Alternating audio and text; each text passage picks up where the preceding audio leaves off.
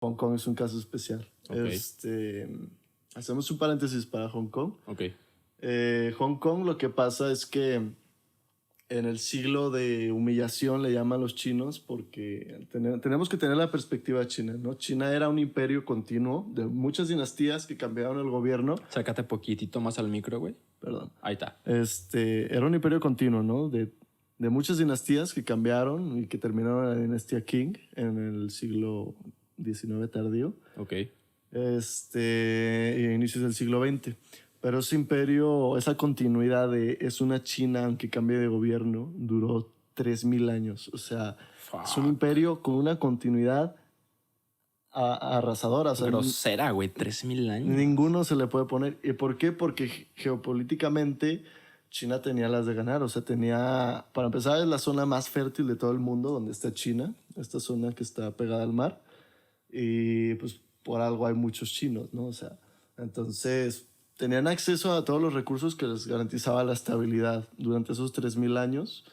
Y no fue sino hasta que los europeos, ante la necesidad de precisamente no tener las condiciones más favorables para la estabilidad en Europa y la necesidad imperativa que han tenido los europeos en toda su existencia, con excepción de estos últimos 70, 60 años, de estarse matando los unos a los otros. No mames. Hace que la exploración sea necesaria, ¿no? Ajá. Y obviamente eso termina... Y una condición también muy importante era que los europeos estaban muy interesados en comerciar con China, en obtener todos esos ricos bienes chinos, uno de los cuales más importantes, aparte del poderosísimo té, era la pólvora, ¿no? Porque la pólvora,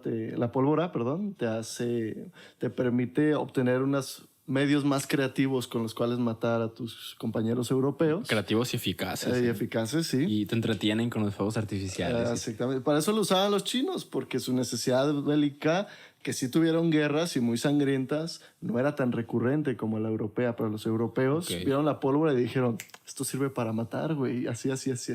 ¿Los chinos no la idearon para matar? No, los chinos lo primero que hicieron con la pólvora fueron los fuegos artificiales. No mames. Lo que hicieron los europeos fueron pues, los ricos cañones, los mosquetes. Ajá. Y dijeron, con esto mato a los franceses, ¿no? Pinches locos, por su imperante necesidad de matarse los unos a los otros, exactamente. No mames.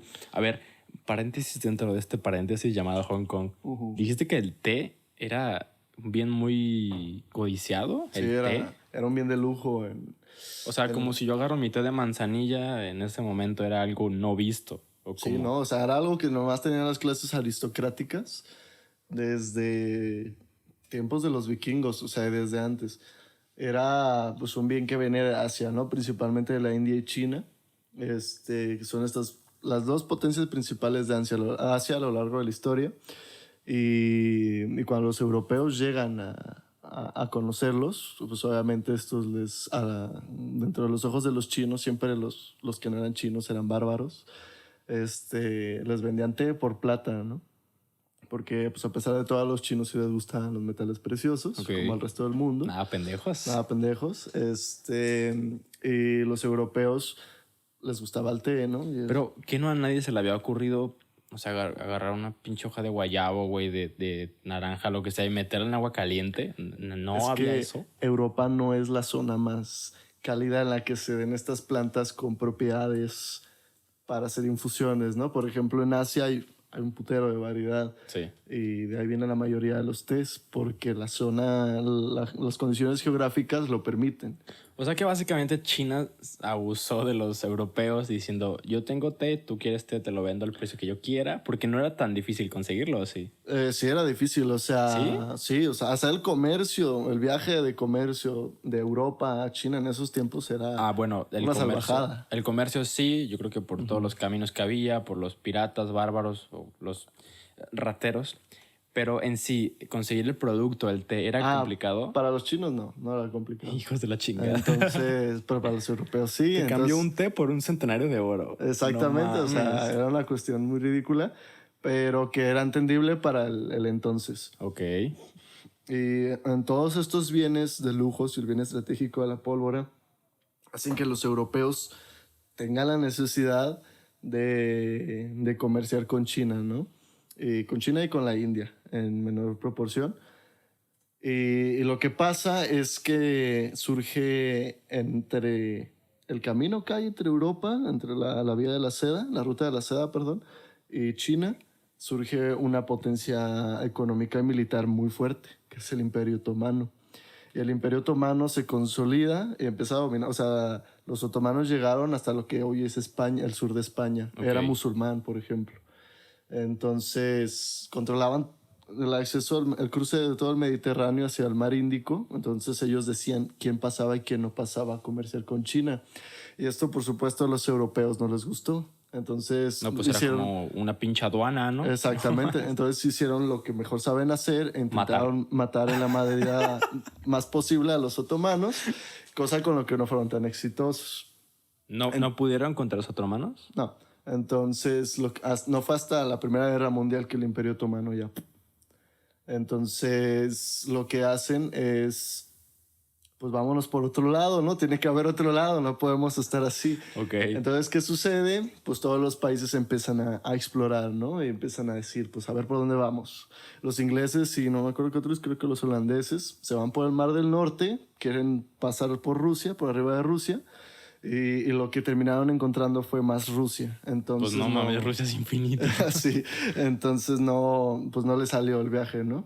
Aparte de que es el Mar del Norte y las condiciones están muy feas No, para se navegar. congelaron, yo creo. Sí, aparte la mitad del año está congelado y en ese entonces no se puede transitar. Ok. Los portugueses, por su parte, intentan rodear por todo el sur de África y ellos sí tienen éxito. Los españoles intentan irse por el otro lado, por el Pacífico, por el Atlántico, perdón, hasta llegar del otro lado, ¿no? Pero pues se topan con una... ¿América? Pues con una pequeña masa de tierra ahí en medio que no sabían que existía Sí. dentro de sus percepciones. Y pues obviamente... Esto que está pasando fue dentro de esa época de la historia, cuando descubren América y todo ese pedo. Sí, pero la necesidad que tuvo Europa de comerciar con China existe desde el Imperio Romano tardío, o sea, desde el año cero, ponle, si podemos fijar una fecha. Entonces... ¿Esto cómo nos lleva a Hong Kong? ¿Cómo nos lleva a Hong Kong? Pues en el siglo XIX, cuando por fin las potencias occidentales, incluyendo Estados Unidos, se han desarrollado al punto en el que ya tienen tecnología tanto productiva como militar que les permite superar el poder de China. Ahora sí es cuando se viene lo bueno, ¿no? Y empieza ahora sí la dominación occidental del mundo. Ahora, sobre todo los anglosajones, los Imperio Británico y luego los Estados Unidos, empiezan a expandirse de forma brutal porque tienen con queso las papas. Sí, o sea, ya tenían el sistema bancario, tenían tecnología, entonces empiezan... Y aparte armas, ¿no? Tenían mucho equipo bélico. Eran los que traían, ¿no?, la batuta de la tecnología bélica. Y inevitablemente China, que durante toda su historia estuvo bien a gusto, no tenía la necesidad de innovar. O sea, China no tenía la mentalidad emprendedora, ¿no? Mente de tiburón. Exactamente. Entonces China dice, pues así estamos bien, no hay pedo. Pero luego llegan los europeos y todos los europeos, Rusia, Francia, Inglaterra, Holanda, los Estados Unidos, que no son europeos, pero pues les encanta meter sus pinches narices en todos. En la misma categoría. Incluso los japoneses que habían sufrido, es una historia diferente, un proceso casi obligado de industrialización. Y todos, Alemania inclusive, se van contra China. ¿Esto en qué siglo fue? ¿18? 19. 1800. Okay. Y suceden las guerras del opio, la guerra del opio 2.0. Y en una de estas guerras del opio, no recuerdo cuál, pues Reino Unido gana la guerra con sus aliados y obliga a China a pagar reparaciones de guerra por una guerra que sucedió en China, ¿no? Como dice, que medio extraño, ¿no? Fue tu culpa, güey. O sea, me provocaste. Yo te ataqué, pero fue tu culpa, güey. Tú me vas a pagar. Entonces, China obliga a China a darle Hong Kong al Reino Unido. Y se lo da por perpetuidad. O sea, legalmente Hong Kong le pertenece al Reino Unido por perpetuidad. Y se hace una encrucijada. O sea, es un puerto con una importancia estratégica muy elevada, donde el gobierno es el Reino Unido, no es China, es una colonia del Reino Unido. Yo creí que era gringa, güey.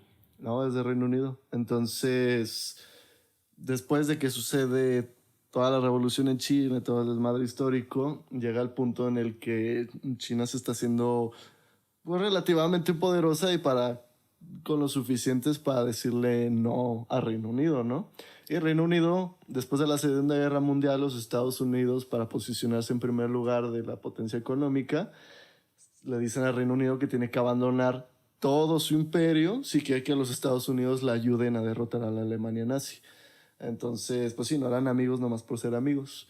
Y pues el Reino Unido cede. Entonces, Reino Unido... Entonces, ¿se dio Hong Kong a Estados Unidos? No, deja de ser imperio, pues salvo algunas excepciones como Hong Kong. Ok. Y entonces, para los 90s, en los que se hace el regreso de Hong Kong a China, pues Reino Unido ya no tiene ese poderío imperial que una vez tuvo el imperio en el que nunca se pone el sol. Y China pues logra gestionar, ¿no? Que se le devuelva a Hong Kong, pero Reino Unido se lo da con una condición. Le vas a dar 40 años para gobernar totalmente Hong Kong. O sea que en estos 40 años va a ser una provincia autónoma. Entonces Hong Kong legalmente se gobierna de forma autónoma, aunque pertenezca a la República Popular China. Es por eso que es un bastión capitalista y siempre lo fue, dentro de una nación comunista. Ok, pero ahí entonces ya no tiene vela en el entierro Inglaterra. Sigue teniendo influencia económica y pues, un poquillo política, pero Pero no. gubernamental, o sea, Ya no tiene... Reino Unido ya no forma parte de las decisiones de gobierno de Hong Kong. ok. Desde los 90. O sea, se considera que es parte de China, del país de Sí, China, es parte de la es República. parte de China. Si alguien va a hablar por Hong Kong en el ámbito internacional, va a ser Xi Jinping, el presidente de China.